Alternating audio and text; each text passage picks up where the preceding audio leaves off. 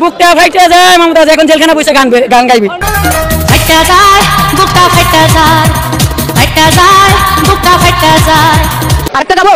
অবশ্যই গাবো। কি বলেন? আপনি বলেছেন গান শুনবেন আর আমি গান গাবো না, তা তো হইতেই পারে না। গান শুনেন। ওকে।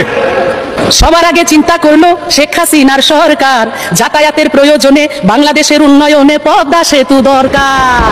এই হিসাব 7 তারিখে নির্বাচন হোক, 8 তারিখে দেখাই দিমু রে। ওই হিসাব করাই গন্ডায় হইব যে কতরে বাটপার ওরে সিটা।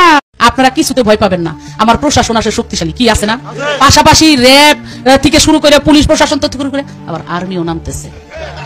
কুরআন শরীফের গ্রীষ্ম সেনের বাংলা থেকে শুরু করে এমন কোন বাংলা তর্জমা নাই যেটা অনেকবার না করেছি। এবং শুধু তাই না, সিয়াসাত হাদিস, তিরমিজি শরীফ, মেশকা শরীফ, আবু দাউদ শরীফ, বুখারী শরীফ, মুসলিম শরীফ থেকে শুরু করে এমন কোন খণ্ড নাই যেগুলো না, এগুলো প্রকাশ করার জিনিস না, এগুলো হলো আমল করার জিনিস, যেটা আমার নেত্রী শেখ হাসিনা আমল করেন। এটাই দুনিয়ার বাস্তবতা। আল্লাহ তাআলা যাকে সম্মান দান করেন দুনিয়ার মানুষ তাকে বেইজ্জত করতে পারে না, আর আল্লাহ তাআলা যাকে বেইজ্জত করে দুনিয়ার মানুষ তাকে সম্মান দান করতে পারে না। সেজন্য আর কত গান মুখ ফেটে যায়, বিভিন্ন ধরনের অশ্লীল গান তার মুখ থেকে আসছে। সেই আজকে সংসদীয় ওলামায়ে কেরামদের বিরুদ্ধে কথা বলছে। আজকে চিনিয়া পুলিশ তাকে গ্রেফতার করেছে। এতদিন যে পুলিশের ক্ষমতা দিয়ে পাওয়ার দিয়ে তিনি চলছে, আজ সেই পুলিশের হাতে গ্রেফতার করছে। আল্লাহ তাআলা বলেন ছাড় দেই কিন্তু ছেড়ে দেই না। সেজন্য কবি বলেন এমন জীবন তুমি গড়িও গঠন, মরিলে হাসিবে তুমি কাঁদিবে ভুবন। সেটা আমি বলছি, এমন জীবন তুমি গড়িও না গঠন, মরিলে কাঁদিবে তুমি হাসিবে ভুবন। এমন কাজ করা যাবে না যে কাজ করলে মানুষ বলে জালেম মরছে, আল্লাহ দেশ মুক্তি পাইছে। এই কাজ আমাদের করা যাবে না। এমন কাজ করতে হবে আপনি মরবেন, মরে আমি মরলাম হেসে হেসে মরবো, মানুষ আমার জন্য কেঁদে কেঁদে দোয়া করবে।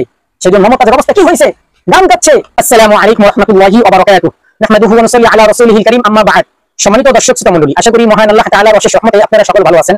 বন্ধুরা, আপনাদের দোয়া এবং আল্লাহ তাআলার অশেষ রহমতে আমিও ভালো আছি। একটা জিনিস মনে রাখবেন, আল্লাহ তাআলা যাকে সম্মান দান করেন দুনিয়ার মানুষ তাকে বেইজ্জত করতে পারে না, আর আল্লাহ তাআলা যাকে বেইজ্জত অপমান করে দুনিয়ার মানুষ তাকে সম্মান দান করতে পারে না। ওলামায়ে কেরাম যখন জেলে গেছে, মানুষ বুঝে যে তাকে অন্যায়ভাবে জেলে ধরে নিয়ে গেছে, তখন ওলামায়ে কেরামের জন্য একবারে আলেম থেকে শুরু করে সাধারণ মানুষ তাদের ওলামায়ে কেরামের জন্য দোয়া করছে যে হে মালিক, আলেমদেরকে তুমি মুক্তি দান করে দাও, এই জালেম থেকে আলেমদের তুমি মুক্তি দান করো। আলেমরা কেঁদে কেঁদে, সাধারণ জনগণ কেঁদে কেঁদে আলেমদের জন্য দোয়া করছে। যখন কোনো জালেম যখন জেলে যায়, মানুষ এমন খুশি হয়, খুশিতে মানুষ এমনকি মিষ্টি বিতরণ করে, নামাজও পড়ে যে আল্লাহ জালেম জেলে গেছে। আল্লাহ, এটাই দুনিয়ার বাস্তবতা। আল্লাহ তাআলা যাকে সম্মান দান করেন দুনিয়ার মানুষ তাকে বেইজ্জত করতে পারে না, আর আল্লাহ তাআলা যাকে বেইজ্জত করে দুনিয়ার মানুষ তাকে সম্মান দান করতে পারে না। দেখেন এই বাউল শিল্পী মমতাজ, তিনি গ্রেফতার হয়েছেন, কত মানুষ খুশি হয়েছে, আলেমদের বিরুদ্ধে কথা বলছে। তিনি এমনও কথা বলছে যে সিয়াসিত্তার এমন কোন হাদিস বাতলে সে পড়ে নাই, সমস্ত কোরআনের সমস্ত তরজমা, কোরআনের সব অনুবাদ না তার পড়া শেষ। যদি সমস্ত তার অবস্থা কি হয়েছে আপনারা সকলেই দেখছেন, সে জেলে কি হালত হয়েছে আল্লাহ মাহবুব জানে। একটা জিনিস মনে রাখবেন, আল্লাহ তাআলা যাকে সম্মান দেন, আল্লাহ তাআলা যাকে ক্ষমতা দেন, সেই ক্ষমতাকে সে ভালো জায়গায় ব্যবহার করা, কোন দলের দালালি করতে সেই ক্ষমতা ব্যবহার করবে না। সংসদটা একটা পবিত্র স্থান, এই স্থানটাকে মানুষ জনগণ তাকে ভোট দিয়ে তাকে ক্ষমতা, সেই সংসদের কথা জনগণের কথা বলার জন্য। আর সেই সংসদে যে যদি দলের কথা আমি বলি, আমি যদি আমার জনগণের কথা না বলি, আমার দেশের কথা না বলি, দেশের কথা না বলে শুধু নেতার কথা বলে সময়কে কাটিয়ে দিলাম, নেতাকে ফলানোর জন্য আমি অনেক কিছু করে ফেললাম, তাহলে এটা আমানতের খেয়ানত হবে। আর আমানতের খেয়ানত যারা করবে আল্লাহ তাআলা তাকে ছাড় দিবে না। আজকে মমতাজের অবস্থা এই হচ্ছে, সংসদে যে আলেমদের বিরুদ্ধে কথা বলে, জনগণের পক্ষে কথা না বলে তিনি সেই মঞ্চে সেই সংসদে গান গাচ্ছে, সেই সরকারকে ফুলাচ্ছে, এটাতে কি ফায়দা? আমানতের খেয়ানত হচ্ছে।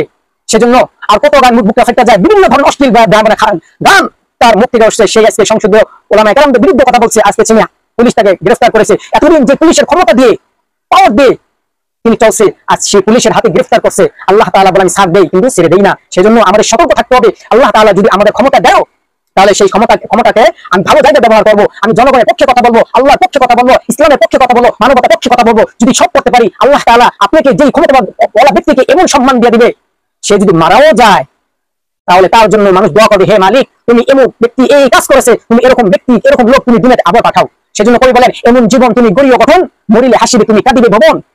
সেটা আমি বলছি, এমন জীবন তুমি গড়িও না গঠন, মরিলে কাঁদিবে তুমি হাসিবে ভুবন। এমন কাজ করা যাবে না যে কাজ করলে মানুষ বলে জালেম মরছে, আল্লাহ দেশ মুক্তি পাইছে। এই কাজ আমাদের করা যাবে না। এমন কাজ করতে হবে আপনি মরবেন, মরে আমি মরলাম হেসে হেসে মরবো, মানুষ আমার জন্য কেঁদে কেঁদে দোয়া করবে। সেজন্য মমতাজের অবস্থা কি হয়েছে? গান গাচ্ছে, কথা বলছে, নেতার দালালি করছে। এত সব আল্লাহ আমাদের সকল দেশের কোরআনের পক্ষে হাদিসের পক্ষে কথা বলতে তৌফিক দান করুন। কোনো ফালতু কথা বলার থেকে আমাদের আল্লাহ তাআলা সরে রাখুন। আমিন। ওয়া আলাইকুম ওয়া রাহমাতুল্লাহি ওয়া বারাকাতুহু।